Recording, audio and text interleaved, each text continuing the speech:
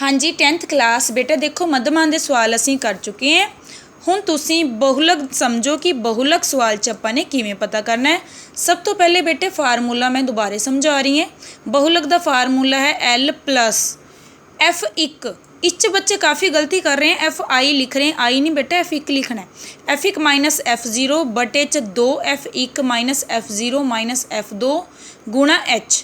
इस कई बार मैं बच्चों को कहती हाँ कि इसनों याद रखने लई ना तुसीं 10 ते 2102 याद रख लो। वो किवें, ये देखो 10 इत्थे भी 10 का मतलब देखो नीचले हेठले तुसी बाकी तो सारे F है ना, ये तुसी याद रख लो। 1 ते 0 10 हो गए ना, तो ये 2 1 0 2 किन्ने हो गए 2102। ठीक है जी, थोड़ा जा याद रहेगा तो ये पॉइंट्स नहीं गड़बड़ होंगे।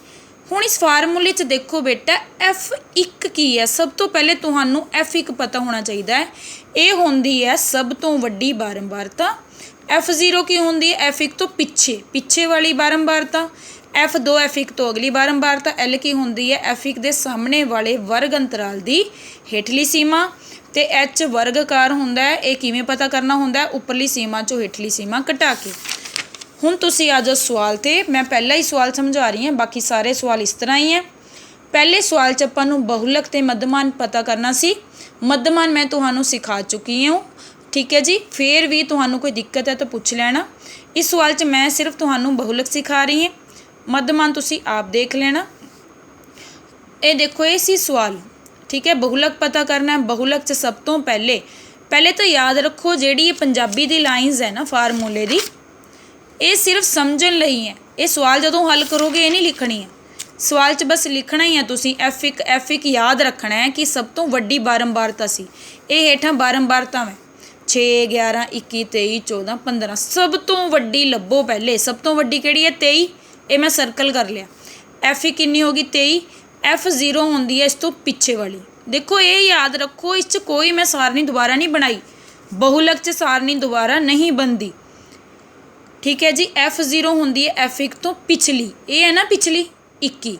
जे सारनी तुहाडी इस तरह दिती होए तो जिवें F1 कित्थे आ गया तो F0 पिछे, वो उपर देख लेना, वो पिछे होएगी, अगली नीचे आएगी। ठीक है बेटा, सारनी क्योंकि इस तरह भी आ जाती है तो दूजी साइड नूं भी बनी आ जाती है। हुण देखो F0 होगी 21 ये पिछली, F2 होंदी इस तो अगली। ठीक है जी, अगे जाना है। ये किन्नी सी 23 तो F2 किन्नी होगी 14। L की होंदी है बेटे ਜਿਹੜਾ बहुलक वर्ग अंतराल से ਉਹਦੀ हेठली सीमा। ਇਹਦੇ सामने वर्ग अंतराल कितना है 35 तो 45, ਉਹਦੀ हेठली सीमा कितनी है 35। L कितनी है 35। H किवें पता करना सी, उपरली वर्ग सीमा चों हेठली वर्ग सीमा घटा के। आ देखो उपरली ਇਹਦੀ कितनी है 45, हेठली कितनी है 35। 45 चों 35 घटाना कितना आ गया 10। इत्थे भी कई बच्चे बहुत गलती करते हैं, हेठली चों उपरली घटा देंगे, वो गलत हो जाता है। 45 चों 35 घटाना, उपरली चों हेठली ध्यान रखना है। हुण बहुलक का फार्मूला लिख लिया L plus bracket F1 minus F0 बटे 2 F1 minus F0 minus F2 bracket बंद गुणा H। इनू अपने मन च वार बोली जाना जदों तक सवाल करोगे तो ही याद होएगा। हुण आपां रकम भरांगे। L कितनी है बेटा 35, इत्थे देखी जाओ। हुण L है 35, F1 कितनी है बेटा, ठीक है जी, F1 कितनी है 23, F0 कितनी है 21। यह 2 F1 मतलब 2 नूं F1 नाल बेटा गुणा करनी। ठीक है जी, F1 कितनी सी 23, 2 गुणा 23 माइनस F0 कितना है 21, F2 देखो कितना है 14 ब्रैकेट बंद गुणा 10। ये देखो साइड ते मैं बाहर क्यों चोरस ब्रैकेट, क्योंकि अंदर गोल ब्रैकेट आ चुकी है। ठीक है, याद रखो देखो 23 के नीचे 23, 21 के नीचे 21, क्योंकि इत्थे भी F1 F0, इत्थे भी F1 F0। ठीक है जी, हुण देखो ये आ गया 35, 23 चों घटाओ 21 कितना आ गया 2। ये देखो ब्रैकेट का मतलब गुणा, 23 दूणा 46। ये देखो बेटा 21 भी माइनस दे हैं, 14 भी माइनस दे हैं। जो दोनों माइनस दे हैं दोनों जुड़ जाएंगे। 21 ते 14 किन्ने हो गए, जुड़ के किन्ने आ गए 35। माइनस दे 35 आए हैं क्योंकि जोड़ रहे हैं, गुणा नहीं कर रहे थे। माइनस दे 21 माइनस दे 14 माइनस दे ही 35 आएंगे। ठीक है जी, हुण देखो ये आ गया 35 प्लस 2 बटे 46 चों 35 घटाओ कितना आ गया 11। 6 चों 5 घटाई 1, 4 चों 3 घटाई 1, 2 बटे 11 गुणा की सी 10 नाल। हुण देखो बेटा इत्थे बोर्ड मास नियम लगना। ਹੁਣ ਇਸ ਸਵਾਲ 'ਚ ਪਲੱਸ ਦਾ ਨਿਸ਼ਾਨ ਵੀ ਹੈ, ਗੁਣਾ ਦਾ ਵੀ। ਇਸ ਕਰਕੇ ਆਪਾਂ ਪਹਿਲੇ ਗੁਣਾ ਕਰਨੀ ਹੈ, ਜੋੜਨਾ ਬਾਅਦ 'ਚ ਹੈ। ਹਰ ਇੱਕ ਸਵਾਲ 'ਚ ਤੁਸੀਂ ਐਲ ਨੂੰ ਨਹੀਂ ਛੇੜਨਾ। ਇਹ ਇਸੇ ਤਰ੍ਹਾਂ ਲਿਖਦੇ ਜਾਣਾ ਹੈ ਜਦੋਂ ਤੱਕ ਇਹ ਸਟੈਪ ਕੰਪਲੀਟ ਨਹੀਂ ਹੁੰਦਾ। ਐਂਡ 'ਚ ਜੁੜੇਗਾ, ਬਸ ਐਂਡ 'ਚ ਖ਼ਤਮ ਹੋਏਗਾ। ਇਸੇ ਤਰ੍ਹਾਂ ਇਹਨੂੰ ਨਹੀਂ ਛੇੜਨਾ ਬਿਲਕੁਲ ਵੀ। ਹੁਣ ਇਹ ਗੁਣਾ ਕਰੋ, ਕੋਈ ਕਾਟ ਨਹੀਂ ਪੈ ਰਹੀ। ਜੇ ਕਾਟ ਪੈਂਦੀ ਹੈ ਤਾਂ ਪਾ ਦਿਓ, ਕਾਟ ਤਾਂ ਪੈ ਨਹੀਂ ਰਹੀ। 2 ਤੇ 11 ਕਿਸੇ ਪਹਾੜੇ 'ਤੇ ਨਹੀਂ ਆਉਂਦੇ, 10 ਤੇ 11 ਵੀ ਨਹੀਂ, ਬਸ ਗੁਣਾ ਹੀ ਕਰਨੀ ਹੈ। ਠੀਕ ਹੈ ਜੀ। 2 ਨੂੰ 10 ਨਾਲ, ਕਿਉਂਕਿ ਉੱਪਰ 10 ਹੈ, ਬਟੇ 'ਚ ਕੁਝ ਨਹੀਂ, 1 ਮੰਨ ਲਿਆ ਆਪਾਂ ਨੇ। ਠੀਕ ਹੈ ਜੀ। 10 ਦੂਣਾ 20। ਠੀਕ ਹੈ ਜੀ। ਬਟੇ 'ਚ 1 ਮੰਨ ਲਿਆ, ਜੇ 11 ਏਕਮ 11, 20/11। ਹੁਣ 20 ਨੂੰ ਵਿੱਚ ਰੱਖਾਂਗੇ, 11 ਨਾਲ ਕਰਾਂਗੇ ਭਾਗ। 20 ਵਿੱਚ ਰੱਖ ਕੇ 11 ਨਾਲ ਭਾਗ। ਕਾਪੀ 'ਚ 2 ਅੰਕਾਂ ਨਾਲ, ਠੀਕ ਹੈ, 2 ਅੰਕਾਂ ਤੱਕ ਹੀ ਕੀਤੀ ਹੈ ਦਸ਼ਮਲਵ ਦੇ, ਮੈਂ 3 ਤੱਕ ਕੀਤੀ ਹੈ। ਤੁਹਾਡੀ ਮਰਜ਼ੀ ਹੈ, 2 ਤੱਕ ਕਰੋਗੇ ਤਾਂ ਵੀ ਠੀਕ ਹੀ ਹੈ।